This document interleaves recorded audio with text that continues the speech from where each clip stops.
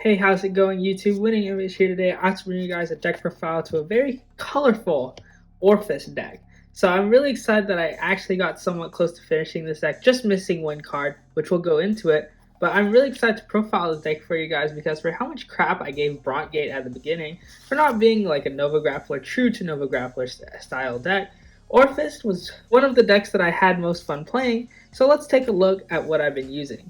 Of course, we have our 5 Shadow Army tokens, and then Sayo to represent our set order zone. And then, for our deck profile, we get into our ride deck, featuring the Cardinals. So, as you guys know, this is the Orfist ride line. We, of course, have Phobal, which is our standard starter, going second, draw a card. Brutus, which is really good grade 1. When it's placed, you search your deck for a world card, reveal, add it to your hand. And if you go second, you can choose the order that this happened, which is really cool. We don't have another one in the deck, so we don't really care about its Rearguard skill, but this one's really good. Kubisa, it's a really good skill because when your world card is put into your order zone, choose one of your units that gets plus 5,000 until the end of turn. This is really good because you want to play your order as early as possible, and you could give the 5k to your Vanguard, making it so those 15k no pass on turn 2 become a 15k 1 to pass, making your attack a little bit more threatening and then more likely to take that damage. And then Orfist, of course, if you have the Abyssal Dark Knight as your world, it gets 5k, making it a powerful 18k. And then with a 15k Shadow Token boost, 33k. And then it could bring out the Shadow Tokens by the cost of a Counterblast 2 if you have the Abyssal Dark Knight as your set order and your world. So these, of course, are your ride lines. Now let's hop into the main deck. We, of course, have 3 more Orfist for Persona Ride. Nothing more to say other than you gotta run the 4 to make up the Persona ride. And then we play 3 of this grade 3. Now this one's pretty alright. I don't think it's as good. I want to cut it down to 2 because we need one more of a grade 1, specific grade 1, and I'll tell you guys about that later. But if your world is Abyssal Dark Knight, this unit attacks, it battles all the units in the same column. So it's really good for that reason, just potentially being a -2 to your opponent, and since attacking rearguards is actually really good, forcing them to guard these situations. And what's really good about the Shadow Tokens is that they make 28k. So it can usually hit a lot of things, even a Virina Valiente with 2 Overdress under it. And then for the orders, we have 3 in the Darkness Nobody Knows. You play this with a Soul Blast 1, and then when it's placed into the order zone, you choose one of your opponent's front row rearguards and retire it. What I'd love to do was these Overdressed Valiente and just get rid of it. Coolest thing ever. And then for Upstart Goblin, Howling Moonlit Night. So I only play 7 because these orders are kind of bricks. You don't want to see a lot of them. You can honestly cut these down to 6 if you're feeling a little confident that you're going to see it, because the grade 1 already gives you 1. But I just like playing 4 because this is the one that we want to see the most, because it's literally an Upstart Goblin. Play it, you draw.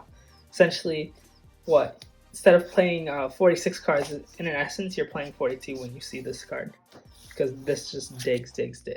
Remember, you can only play 1 order in a turn. That's why you want to play your orders as fast as you can. And then we play 3 of the grade 2 Cardinal Noid Kubosa. So we already went over its Vanguard skill, but its Rearguard skill is still pretty powerful. With its skill to gain 5k if your world is Abyssal Dark Knight, you're able to create nice columns of 30k and basically match the power of a Shadow Token. So your opponent has to drop a minimum 20k to block that column, barring any defensives. And then we have 3 Polar Cold Monster Drumler. Now, this is a really interesting card. I don't really like this card as much after playing it, but it's a really neat effect because it helps you maintain advantage with the skill to when it's placed on Rearguard. Counterblast 1, Soul Blast 1, if you have the Abyssal Dark Knight, you could draw a card. So just helping you maintain advantage. You don't really get this off more than once, but its effect is pretty powerful if you time it correctly. And then for grade 1s, we play 4 Volatile Dragon. Nothing more to say other than it's RPG, so you gotta play 4. 4 Useful Recharger. This is a really good one because of its Counterblast 1 skill to gain shield. If you have the Abyssal Dark Knight, so like I said, 2 of the orders, Abyssal Dark Knight, you could Counterblast 1 and gain 10k shield, but if you don't, you could still Counterblast 1 to gain 5k shield. So it's a 10k or a 15k shield, just giving this deck more defense. This deck has an amazing grind game because these Persona Rides just make insane numbers.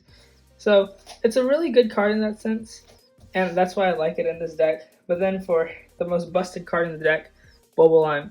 Now, your opponent will damage deny you sometimes if they could get rid of your field, forcing you to commit cards in hand. making your shadow tokens less effective. Prison just has a bad matchup against this deck because of the tokens, and then Boboline is another one because you could send it to Soul after it boosted. If your order zone has a set order, doesn't have to be a Abyssal Dark Knight, you could countercharge one. Now, countercharging is just really good in this deck because Orfist skill is Counterblast 2 to bring out the boys. So, Boboline just helps you get those Counterblast back or clear your field, but you gotta time it correctly because sometimes you don't want to lose your boosters. And then for triggers, we have 1 over. This is really nice, being able to double your tokens, making them 30k minimum. 8 crit, just crits are insane. 3 fronts. Now, I like the fronts a little bit more than draws in this deck because you already make a field. Now, so that means draw triggers won't be as impactful because you're essentially drawing the same kind of shield value, and since we have some draw cards and cards to help us maintain advantage, they just don't seem as necessary or as powerful as checking a front. You could honestly even bump fronts up to 4, so there's some really good things there. And then 4 heal, rounding out our deck. So yeah, that's pretty much it for the deck profile. I'm really excited that I got to show you guys this deck. I honestly built this deck through booster packs and trades, and that's really it. I actually pulled an SP, but I got rid of it and got some nice monies to help build some of my other Overdress decks. So with that being said, I want to thank you all for watching. Have a great day. I hope you guys enjoy this deck as much as I do, and I'll see you all next time. Peace.